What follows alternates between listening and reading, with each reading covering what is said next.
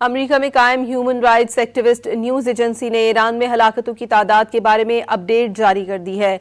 Agency के मुताबिक 28 फरवरी को जंग शुरू होने के बाद से अब तक ईरान में 3,186 अफराद हलाक हो चुके हैं। तंजीम का कहना है कि मरने वालों में कम से कम 210 बच्चों समेत 1394 आम शहरी शामिल हैं।